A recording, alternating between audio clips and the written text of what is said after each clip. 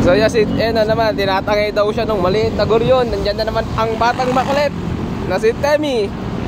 Kasi ayun na ang goryon niya. Napakaliit. Napahirapan siyang magpalipad. Ayan o, tinatangay daw siya. Sige, laban. Sige, laban, batang makulit. Ang goryon mo yung napakaliit. Asan na? Hindi natin makita. O, diba? O, laban mo. Diba? O, bakit tigas-tigas mo? O, yung dalawa, magbibitawan yan, ha? Makakawala yan. Sayang yung pantay natin ng goryong malit. O, yan ang mukha ng goryong makulit. O, laban-laban daw yung mukha. O. Tigas daw eh. O. Huwag mong persahin. Ngayon na yun, goryon mong maliit, oh. O. Napakaliit yan, guys. O, yan, yung parang pasaway na yan. Dito lagi kami nagka-test fly. Kasi napakalit niyan. Paano mo nga? Ay. Kamay. Ay, tignan mo. May white gold sa ano. May black gold. Nakili-kili. Oh.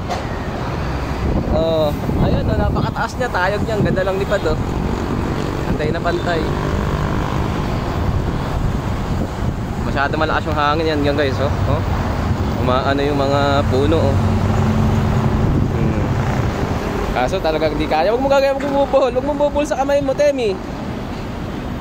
Yan, ganyan lang. Tinatangay ka na ba talaga?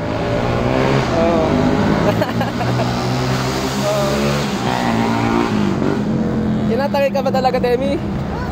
Napakalakas. Sige nga, pawak nga. Napakabigat nga talaga. Hawakan mo lang kasi yung tali mo, yan. Huwag mong papakawalan. Ganun lagi ang hawak. Para hindi siya makawala.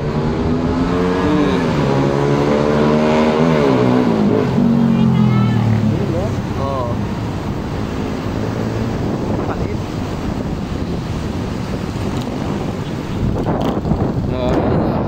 Di ka lang natin, di ba? Matigas na.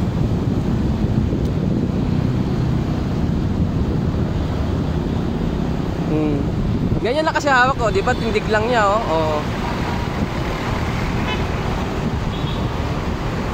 Napakalit lang niya eh. Pero lumalaban sa lumalaban siya sa tali nga na, tali pa naman namin, tansi. Kaya pang patayogin yan. Taasin.